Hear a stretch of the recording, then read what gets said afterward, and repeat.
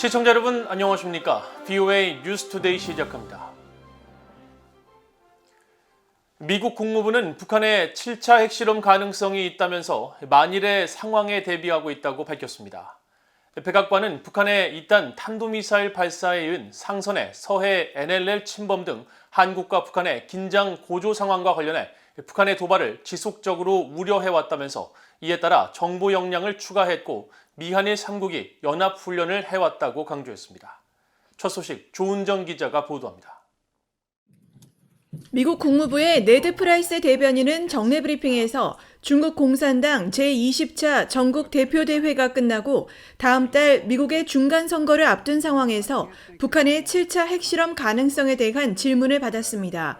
프라이스 대변인은 북한이 핵실험을 준비 중이라는 기존의 평가를 유지하고 있다면서 동맹과 함께 만일의 사태에 대비하고 있다고 밝혔습니다.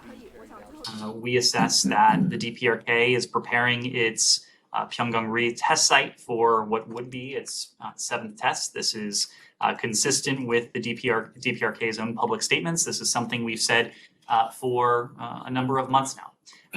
We are preparing for all contingencies in close coordination with our partners and allies around the world. 프라이스 대변인은 그러면서 일본을 방문 중인 웬디 셔먼 국무부 부장관이 한국, 일본과 양자 3자 회담을 열고 북한이 제기하는 도전을 집중적으로 논의할 것이라고 밝혔습니다. 또 북한 도발에 적절히 대응하고 동맹 보호를 위해 장단기적인 군사태세를 적절히 조정할 준비가 돼 있다고 설명했습니다. 북한의 선전 매체가 23일 미국이 한국에 대한 전술핵 재배치에 부정적이고 한국 정부가 가련한 처지에 놓였다고 주장한 데 대해서는 한국, 일본에 대한 방위 공약을 거듭 확인했습니다. Our commitment to the security of our allies, including the ROK, including Japan, is ironclad. That commitment is sacrosanct. As you know, we recently resumed the Extended Deterrence Working Group. We are committed to extended deterrence for our allies, Japan and South Korea. 백악관은 북한이 최근 한반도에서 군사적 도발 수위를 계속 높여가고 있고 우리는 북한의 도발에 대해 지속적으로 우려해 왔다면서 추가 정보 역량, 즉 정보자산 투입 사실을 밝혔습니다. 백악관 국가안보회의의 존 커비 전략소통조정관은 온라인 브리핑을 통해 북한 상선의 서해 북방 한계선 NLL 침범 후 한국 측의 경고 사격과 북한 측의 방사포 사격이 이어진 것과 관련한 질문을 받고 이같이 밝혔습니다. It's been a consistent concern of ours, which is why several months ago, again, we added some intelligence capabilities off the Korean Peninsula to help us get a little bit better insight. It's why we have conducted and will continue to conduct bilateral and trilateral exercises with the Japanese and the South Koreans. 커비 조정관은 그러면서 한국과 일본은 미국의 조약 동맹국임을 강조하면서 확고한 한일 방어 공약을 재확인했습니다. 이어 미국은 한반도 비핵화에 대해 전제 조건 없이 김정은 북한 국무위원장과 마주 앉을 용의가 있다는 점을 분명히 밝혀온 사실을 상기시키면서 그 제안은 오늘도 유효하지만 김 위원장은 거부하고 있다고 강조했습니다. No preconditions. We're willing to sit down and start to have a dialogue. Mr. Kim has proven unwilling to take us up on that offer. And so absent the opportunity to sit down and talk about it, we've got to make sure we're ready to defend against it. 커비 조정관은 북한의 7차 핵실험 감행 가능성과 관련한 질문에 대해서도 우리의 국제적 동맹 파트너들과 함께 북한의 도발과 유엔 안보리 결의 위반에 대해 책임을 지을 수 있도록 계속 노력할 것이라고 답했습니다. VOA 뉴스 조은정입니다.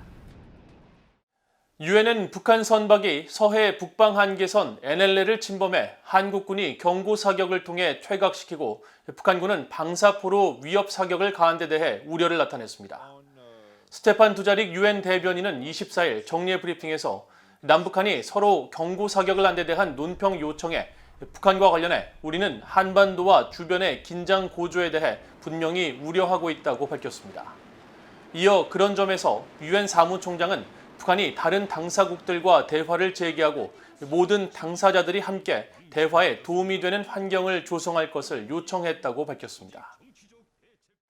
북한이 상선으로 서해 북방 한계선 NLL을 침범하고 방사포로 위협 사격을 벌인 것은 한국의 무력 대응을 부추기기 위한 의도된 행위라고 전직 주한미군 사령관이 지적했습니다. 제임스 서먼 전 주한미군 사령관은 24일 VOA에 북한의 최근 NLL 침범과 관련해 북한은 NLL을 인정하지 않고 언제든지 침범할 수 있다는 것을 보여주며 또 다른 도발을 위한 시도를 하는 것 같다면서 이같이 분석했습니다. 서먼 전 사령관은 그러면서 NLL은 북한도 서명한 휴전협정 합의사안의 일부로 북한은 이를 준수해야 하며 미한 연합군은 경계와 준비태세를 유지하면서도 북한의 이 같은 도발이 주고받기식 맞대응으로 이어지지 않도록 긴장을 완화하고 휴전 상태가 유지되도록 해야 한다고 강조했습니다. 군사 전문가인 랜드 연구소의 브루스 베넷 선임연구원은 북한의 김정은 국무위원장은 한국과 미국이 계속 문제를 일으켜 대응하지 않을 수 없다고 북한 주민들에게 말하면서 핵실험 등 추가 도발의 명분을 만들고 있는 것 같다고 분석했습니다. 베넷 선임연구원은 그러면서 이 같은 김 위원장의 태도는 그렇게 해야 할 만큼 심각한 내부 불안정에 직면해 있다는 의미일 수 있다고 지적했습니다. 한국 서해 북방 한계선 NLL을 침범한 뒤 퇴각된 북한의 상선 무포호는 과거 제3국으로부터 등록을 취소당했었던 선박으로 드러났습니다. 최근 유엔 안보리 대북제재위원회 전문가 패널도 이 선박을 주목하기 시작했는데 무포호는 지난주에 중국을 다녀간 기록을 남겼습니다. 함지하 기자가 보도합니다. 한국 군 당국은 한국 서해 북방 한계선 NLL을 무단으로 침범해 퇴각시킨 북한 선박은 무포호라고 밝혔습니다. 선박의 고유 번호인 국제해사기구 IMO의 7자리 숫자가 공개되지 않은 상태지만 현재 북한에는 무포호란 이름으로 운항 중인 선박이 한 척 있습니다. 이 이름을 토대로 유엔의 선박 등록 자료와 마린 트래픽 등 선박 추적 시스템을 살펴보면 무포호는 길이 97m, 중량 톤수 5,297톤의 중형 화물선으로 2009년에 건조된 비교적 최신 선박입니다. 앞서 한국 언론은 무포호가 지난 1991년 스커드 미사일을 싣고 시리아로 향했다가 미국 정보당국 등에 발각돼 기술을 돌린 북한 선박과 명칭이 같다고 보도했지만 새 무포호가 이때보다 약 18년 뒤에 건조된 점으로 볼 때 서로 다른 선박으로 추정됩니다. 새 무포호는 건조 첫 해인 2009년 중국 선적의 루이프 669호로 운항을 시작했지만 2011년 10월 북한 선적이 되면서 이름은 진성호로 바뀌었습니다. 이어 2016년 1월 아프리카에 토고 깃발을 달면서 롱리치 5호라는 새 이름을 갖게 됐는데 불과 5개월 만인 같은 해 6월 토고 정부로부터 등록을 취소당하면서 2020년까지 선적 미상의 선박으로 남아있었습니다. 당시 토고 정부는 유엔 안보리 대북제재위원회에 제출한 이행 보고서를 통해 국제사회 제재 이행 차원에서 북한 선박의 등록을 취소했다고 밝혔습니다. 이후 무포호는 2020년 4월 몽골 깃발을 달았지만 3개월 뒤부터 다시 북한 선적으로 변경됐습니다. 이 무포호는 최근 중국 룽커우항에 입항한 기록도 남겼습니다. 마린 트래픽에 따르면 무포호는 17일까지 중국 룽커우항에 머물었으며 이날 룽커우항을 빠져나오면서 선박 자동 식별 장치를 껐습니다. 무포호는 국제사회 대북제재를 감시하는 유엔 안보리 대북제재위원회 전문가 패널도 주시하는 선박이기도 합니다. 전문가 패널은 최근 공개한 중간 보고서에서 2020년과 2022년 사이 새로 북한 깃발을 단 선박 14척 중의 하나로 무포호를 포함시켰습니다. 전문가 패널은 최근 몇 년간 북한이 한국과 타이완 회사 등의 중고 선박을 구매하는 문제를 지적하며 이 목록을 공개했는데 무포호가 토고와 몽골 등의 깃발을 단 경위와 북한으로 소유권이 이전되는 과정 등을 조사할 가능성이 있습니다. 북한의 무포호가 어떤 이유로 NLL을 침범했는지 알려지지 않은 가운데 한국의 군 당국은 북한이 NLL 해상 일대에서 의도적으로 군사적 긴장을 유발했을 가능성에 주목하는 것으로 전해졌습니다. VOA 뉴스 함자입니다. 지난 9월 북한과 중국의 무역액이 신종 코로나 바이러스 사태 이후 월간 최대 규모를 기록했습니다.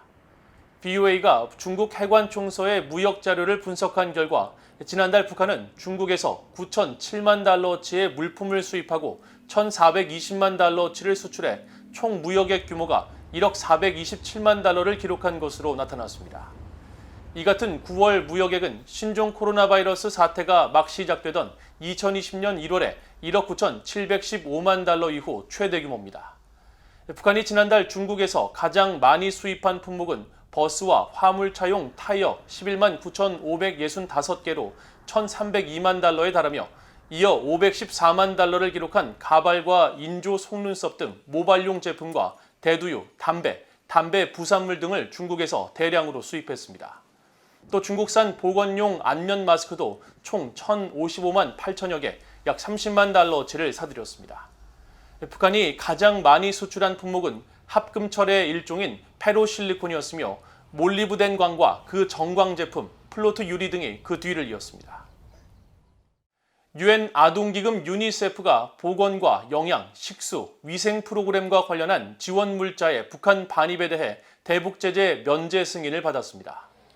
유엔 안보리 산하 대북제재위원회는 24일 홈페이지를 통해 북한 내 지역사회와 보육원, 병원 등에 보낼 265만 달러 상당의 지원 물품 273종에 대한 유니세프의 제재 면제 요청을 승인했다고 밝혔습니다. 구체적으로는 태양열 온수기를 비롯해 노트북과 데스크탑 컴퓨터, 감시와 모니터링에 필요한 카메라, 전기 모니터, 자전거, 출산용 의료용품 등 다양한 물품이 포함됐다고 위원회는 설명했습니다. 유니세프는 내년 10월 14일까지 관련 물자를 북한에 보낼 수 있지만 북한은 지난 2020년 1월 말부터 신종 코로나 바이러스 방역을 이유로 국경 봉쇄 조치를 이어가면서 제재 승인 물자를 수용하지 않아 실제 관련 물품이 북한에 전달될 수 있을지는 불투명합니다. 이상으로 VOA 뉴스투데이를 모두 마칩니다. 시청해주신 여러분 고맙습니다.